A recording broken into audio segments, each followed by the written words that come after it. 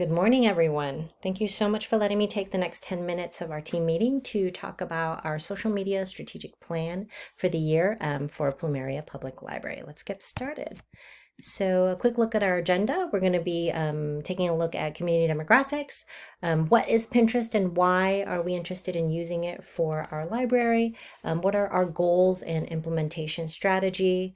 A deep dive into the content plan and budget and staffing. And finally, a look at metrics for success. So a quick review of our community demographics. As we know, our community is quite diverse, educated, and middle income. We've got a pretty even split between Latinx, white, and Asian populations here, as well as smaller populations of mixed race and African American families.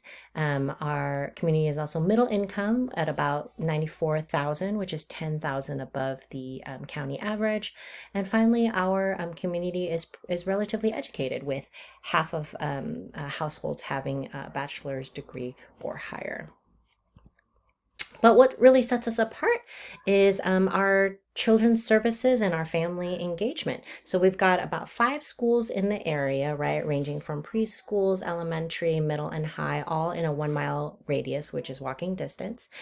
Children's services is heavily trafficked. We circulate 3 times the amount of adults and teens materials combined. And according to the census data, we've got 28% of the population under the age of 18. And our staff are, constantly answering questions from parents about reading and programs or resources. So really, we're trying to answer the question, how can we better serve our parents with this need using something like social media and Pinterest as, of course, one prong in our toolbox. All right, so what is Pinterest exactly? Pinterest is a visual discovery tool for finding ideas like recipes, home and style inspiration, and much more. It is one of the top social media platforms that is used by 26% of Americans daily. Some of you here might use it. Don't laugh at me. This is a screen grab of some of my boards, right? So you can see that I use it to pin ideas for decor to crafts to recipes.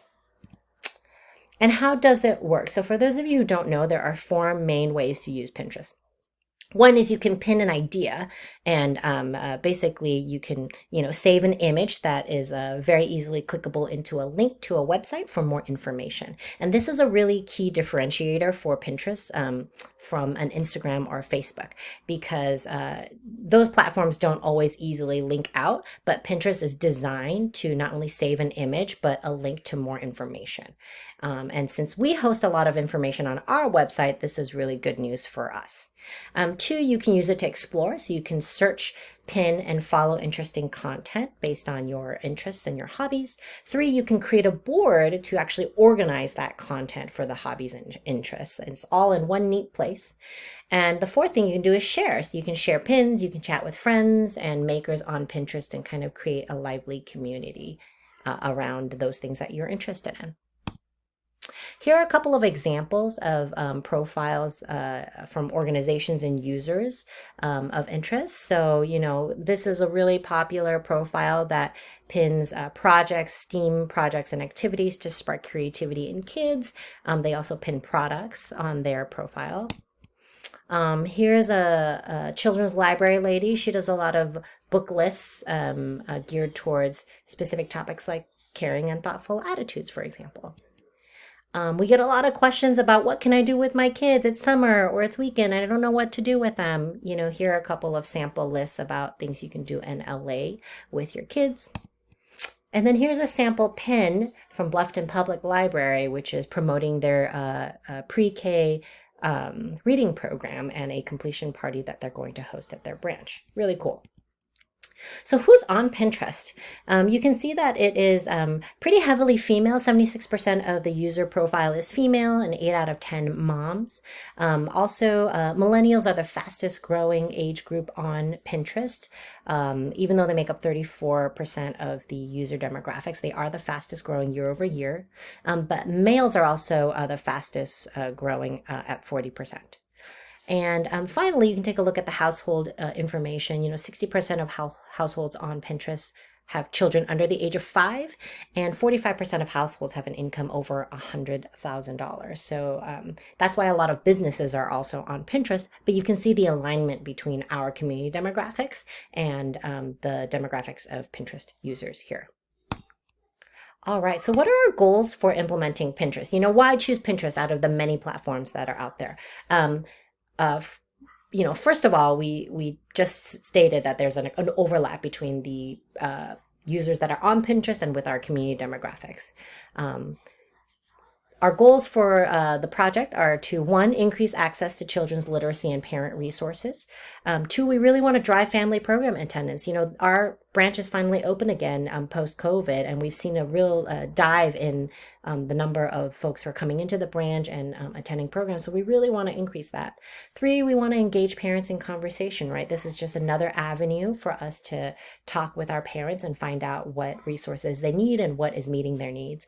And 4, we want to amplify our community voices. We know from research that social media for just marketing and outreach is not the most effective. What we really want to do is also curate and share community resources and voices which are beneficial to our parents and families. So a look at the implementation timeline. We're going to start in July by creating the Pinterest boards based on feedback we've heard and then the needs of our families. In August, we'll set up user testing with staff. We hope some of you will participate, and 5 to 10 target audience members, so parents in this case, and then we'll update the boards according to that feedback.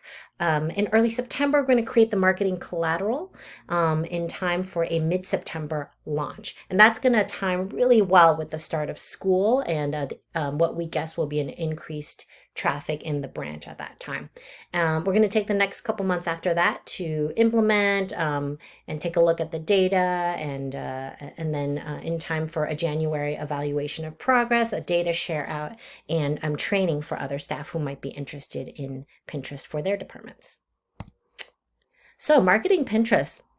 As we know, if parents don't know about it, they're certainly not going to follow it. So we're going to create flyers to market Pinterest on our children's shelves and display cases.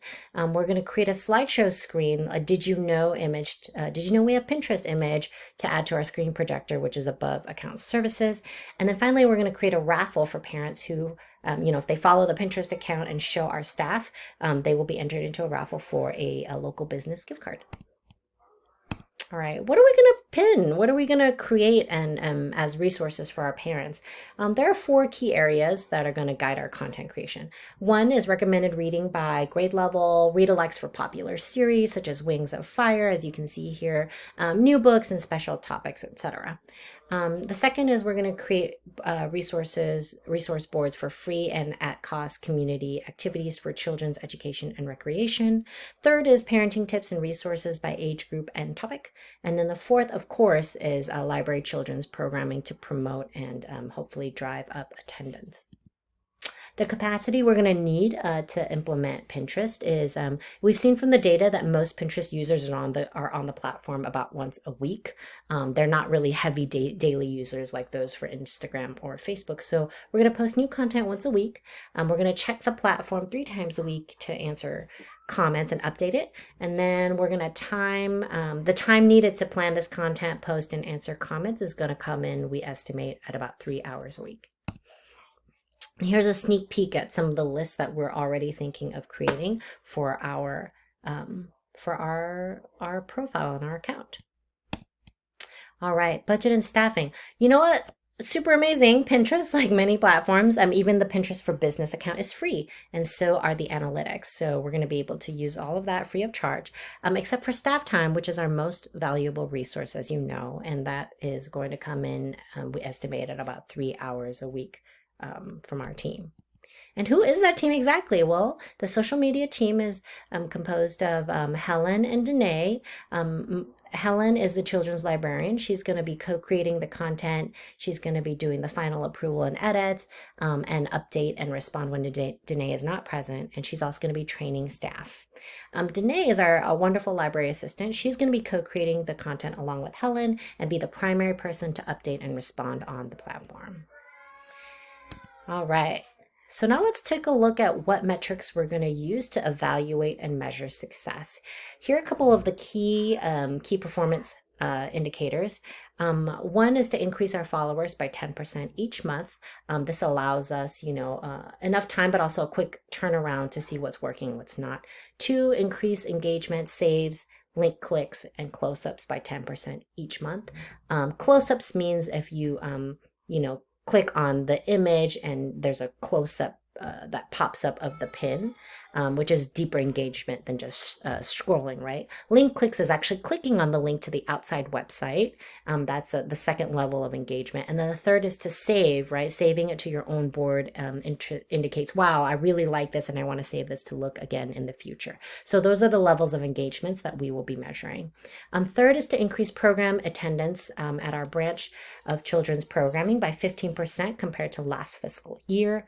And then the fourth is to increase website views and resource downloads by 10% each month. Because many of our pins will be linking out to our website resources, we want to track that. And then finally, we're going to take a look quarterly, a progress check to review the data and pivot our content strategy as needed. And we will definitely be sharing that out with this whole team as well. And to round us off, of course, we had to put a meme in here. You might have seen this before. I'd love to be a Pinterest mom, but it turns out I'm more of an Amazon Prime type of mom. There's definitely a stereotype associated with being a Pinterest mom, like perfectly created and handmade goods and crafts, etc. for kids. That's kind of picture perfect and not realistic. But we think that the tool, it's really fun, it's creative, and there's a lot you can do with it. And so we're really excited to share this resource out with our community. All right, thank you so much for your time. And if anybody has any questions, we'd love to hear not just questions, but your comments at this time. And yeah, thank you again.